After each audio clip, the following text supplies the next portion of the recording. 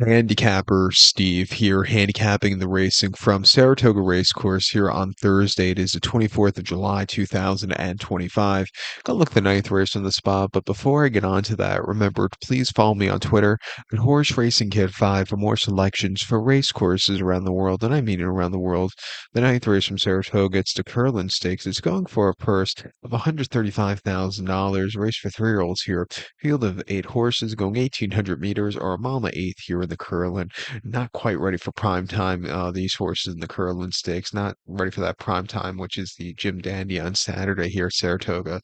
My top selection, I'm going with the 7 horse So Sandy, 7612 for me in the superfecta. 7612 super, top selection 7 horse So Sandy, 3-year-old called by Omaha Beach. Cherie DeVoe trains, Jose Ortiz gets the mounts.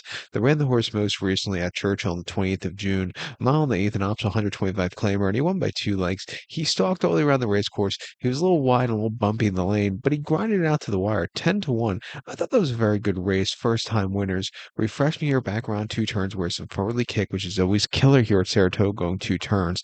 I think he could find the trip to win. He ran it on the 15th of May at Indiana, two back, mile 70 to main Speedway, and he won by 5 lengths on the front and all throughout. He had some very good breathers on the splits that day, which really got him to the winner's circle. He quickened up nicely, and he got the job done. First start since January.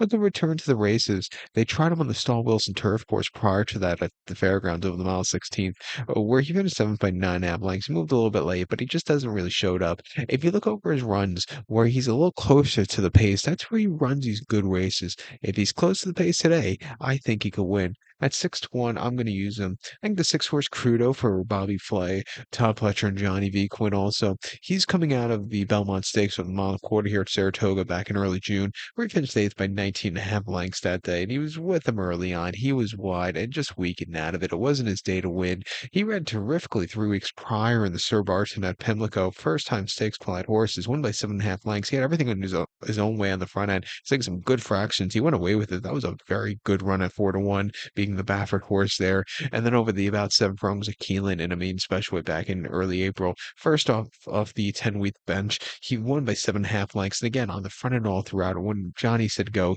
he kept going. He's training quite nicely since the Belmont. Back down in class. He's another horse. He could probably win. Let's use him on the ticket. But to recount my selection for the ninth from Saratoga, it is to Curlin. Gonna take the 7 horse So Sandy. Give kudos to the 6 horse Crudo. 7612 Super. 7-6 in the multi race. So good luck to all. Please follow me on Twitter at Horse Racing Kid 5. Good luck, everybody.